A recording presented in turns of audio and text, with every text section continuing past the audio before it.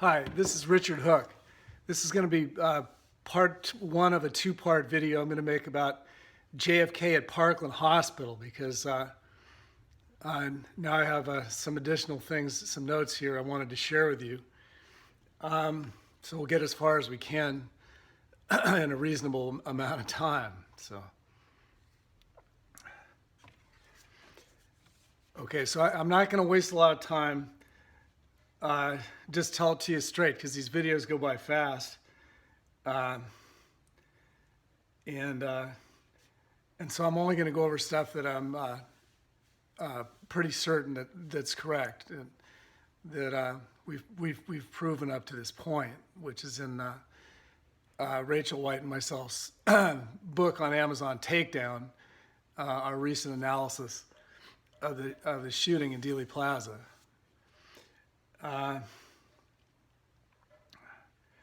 So anyway, we finally gotten to the real truth, but what you have to and that's allowed us to understand what went on at Parkland Hospital, okay? And it's not at all like Hollywood has shown us in their movies. You can just forget about all that completely.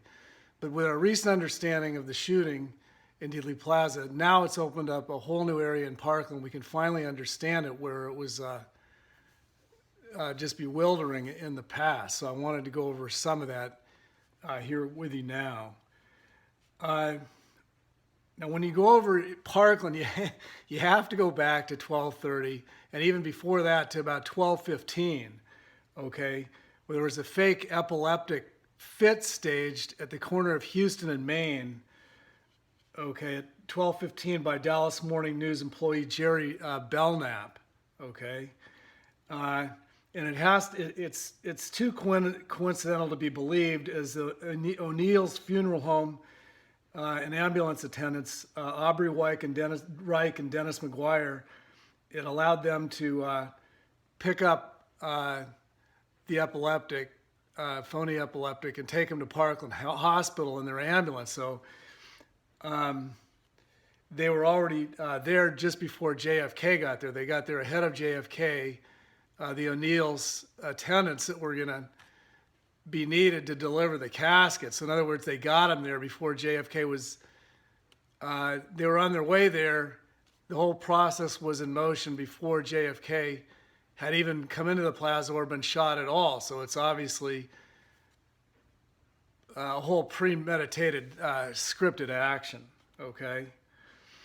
Vernon O'Neill, and that's why I say that Vernon O'Neill, their boss of the O'Neill Funeral Home, I'm saying he was in the know. There's no question about it, okay? And he's the one that supplied the ornate bronze casket that was delivered to Parkland, okay? And Reich and McGuire, his assistants, I am saying they assisted with, under Mr. O'Neill's supervision in Trauma Room 1, they lifted JFK out of that bronze casket before it exited, and he went out by an unmarked casket in the support plane, okay, along with his body double tippet. But we're getting ahead of ourselves. But anyway, O'Neill's and his, Mr. O'Neill and his two assistants, Reich and McGuire, they were definitely in the know. Although I don't think they knew that JFK was going to be packed with tippet. They just were probably told he was going to be taken out another way in a different box. So when he was unloaded out of the bronze casket in Trauma Room 1, after JFK was given his last rites the second time. But anyway, to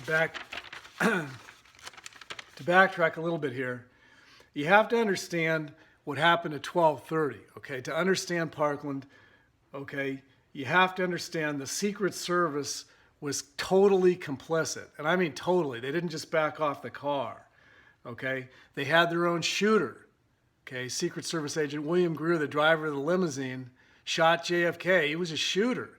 There was a hit team in the car with the Secret Service. They didn't just back away, okay? He was right in the car. When JFK was still up and had not been hit in the head, Greer stopped the car in the kill zone, okay? Just after the yellow paint on the curb, turned around and shot JFK in the left temple. And then CIA agent and plant in the Kennedy family, Jackie Kennedy, shot JFK up through the lamb chop hand puppet through the left side of JFK's head. And Jackie's bullet with brain material came to rest by the infield manhole cover immediately after CIA Jackie shot. The CIA picket fence shooters, Jimmy Sutton and Roscoe White, shot JFK in the upper right parietal of JFK's head. Okay, that was the order it went. Greer, Jackie, Sutton, aka Files, and Roscoe White.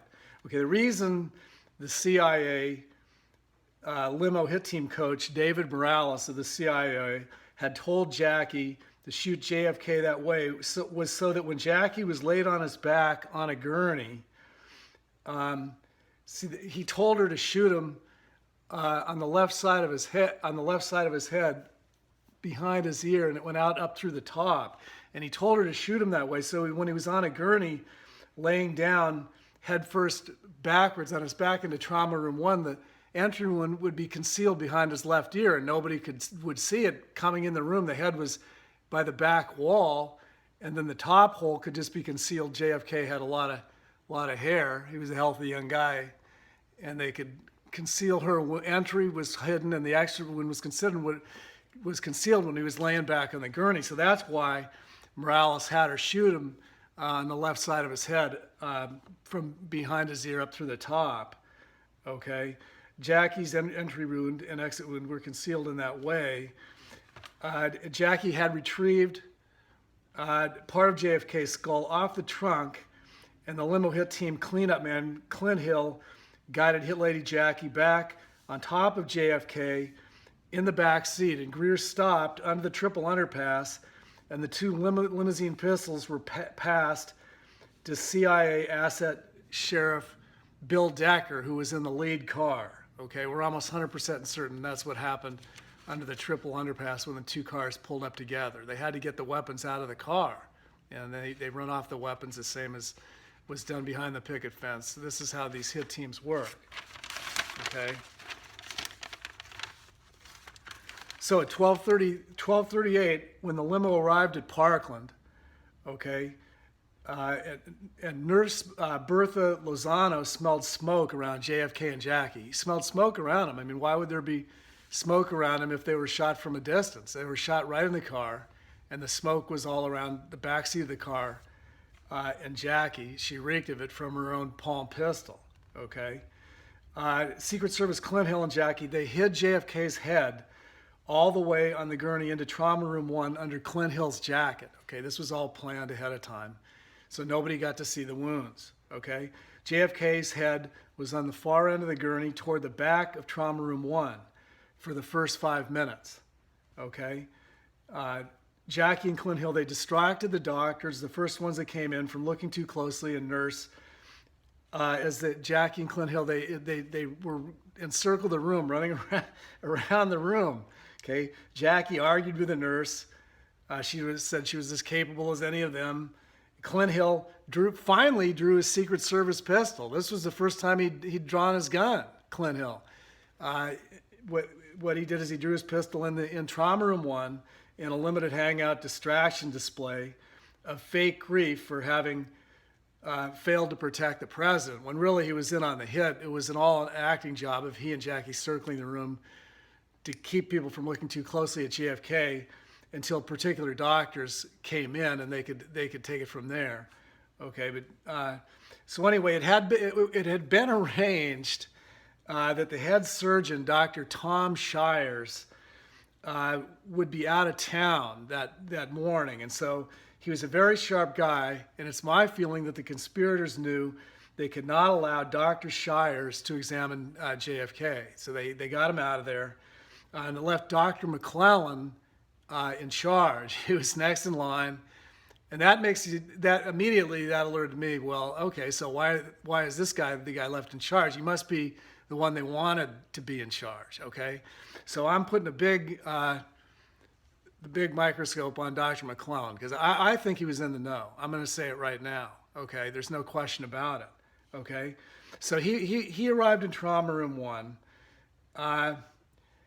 and he watched over JFK's. He positioned himself on the end of the room by JFK's head. okay?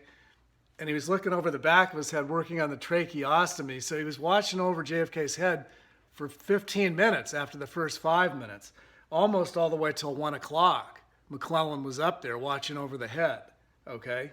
And that's another thing that alerted me. And I think there were probably other doctors, maybe Baxter, who were in the know, okay, or willing to at least to look away because they hated JFK or whatever. But I would take a look at Baxter and McClellan. My investigation's a work in progress, so I'm not going to. The only one I'm going to name specifically right now is McClellan. Okay. I suspect the other doctors positioned around JFK's head. Those are the ones we should take a look at. Okay. I would say Dr. Jenkins, Carrico, Clark, Baxter, and Jones. Okay. And McClellan was there too, but I've already. I think he was complicit.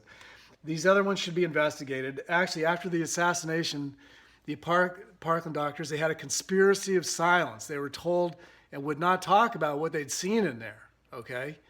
And actually, that went on for years until Dr. Crenshaw, who actually wasn't positioned by the head, but he came into Trauma Room 1, he started to write books about the assassination to tell what he saw there in Parkland and when he came into Trauma Room 1, and they harassed Dr. Crenshaw a lot, okay?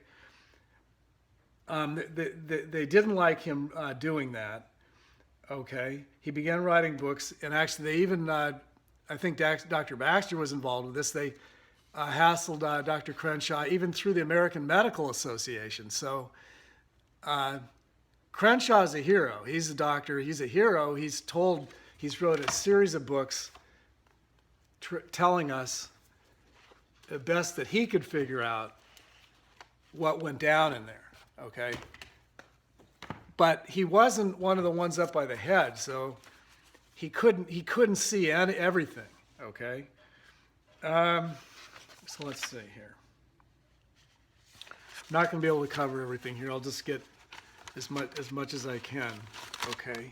Let's see, what else can I share with you here? Okay. Now, Dr. McClellan, he knew Abraham Zapruder. He had operated on him over at Baylor Hospital.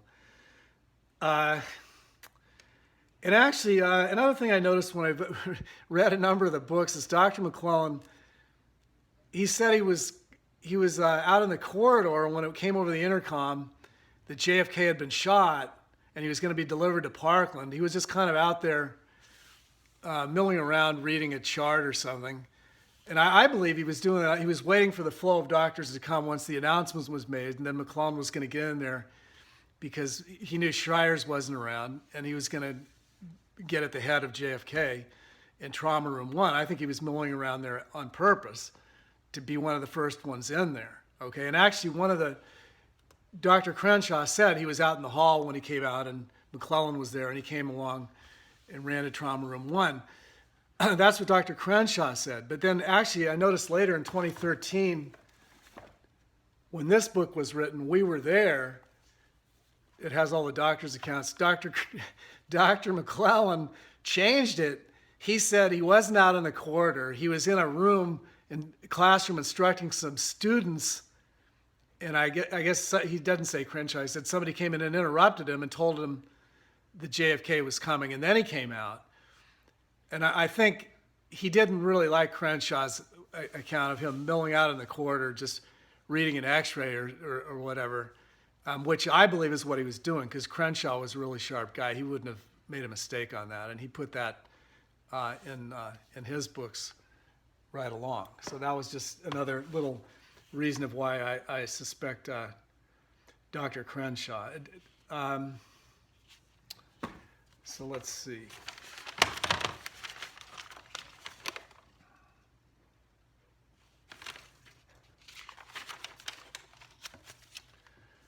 Okay, so that brings us, we had the first 5 minutes, then up 15 minutes, McClellan watching the head. That brings us to around 1 o'clock. At 1 o'clock, JFK was declared dead, and his head was wrapped up, okay? So at that point, they were in the clear, right? So his head was wrapped like a mummy, and the wounds were covered up, the head wounds. You know, Jackie's wound, the front temple wounds. And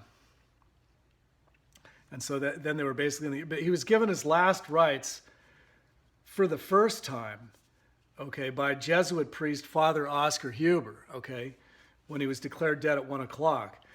I just wanted to talk about Oscar Huber for a second here. In 1963, people naturally thought Father Huber's presence and added credibility to these proceedings. Father Huber, the priest, administered the last rites, and they did the last rites twice. I'm going to get into that later. But you would think that a priest would add credibility, but the truth of the matter is now it's been revealed that he was there by design, more than likely. He was a friend of Jackie's family. And these Jesuits, we realize, they're a corrupt, satanic faction within the Catholic Church, okay? Known for their lying and deceit. The Jesuits are a secret society, one of the most sadistic in existence. And CIA Jackie Kennedy was raised as a Jesuit, okay? So we can be certain Father Huber was willing to turn a blind eye to the CIA, Illuminati, conspirators' evil designs. And Father Huber originally told researcher Shirley Martin when he saw an entry wound on JFK's left temple when he was administering, I believe, the oil up there. He saw an entry wound on his left temple. Okay. Then afterward, he denied that he'd even spoken with researcher Shirley Martin or told her anything like that at all. So here we have an instance of Father Huber lying. Now,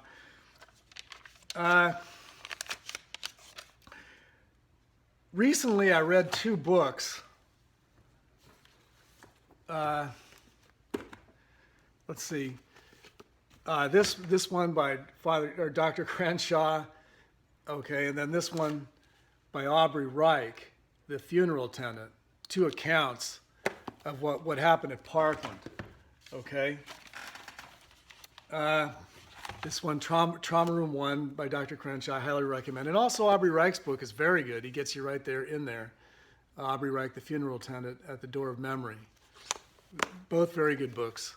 But I noticed, for one thing, I noticed in here they have the account of JFK being given his last rites by Dr. Crenshaw. Gives the account at 1 o'clock when he was declared dead by Father Huber.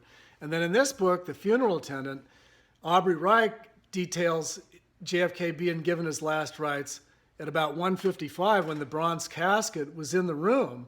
See, Father Huber was called back in to administer the last rites. In Aubrey Reich, those were the last rites that he saw. Okay, so we got two accounts of the last rites, and they both happened, obviously. But I just wanted to get into that a little more, of why Father Huber had to be called back in to administer the last rites a second time when it had already been done. I mean, you would think that they could have just put JFK in the bronze casket and did what they had to do, but they didn't. It was a big deal. They had to get Father Huber back in there. Okay. He'd already given his last rites, and then at 1:45, Vernon O'Neill delivered the bronze casket to Parkland and assisted Aubrey Reich and Dennis McGuire to wheel the bronze casket into Trauma Room 1. Okay, at 1:45. At which point, a request went out for, for Father Huber. Who was already doing a TV interview outside Parkland, to return to Trauma Room 1 and give JFK his last rites again. Aubrey Reich states in his book, they waited for what seemed like an eternity for Father Huber to get there. And I just wonder why this was all necessary. I started to ask myself, what was going on?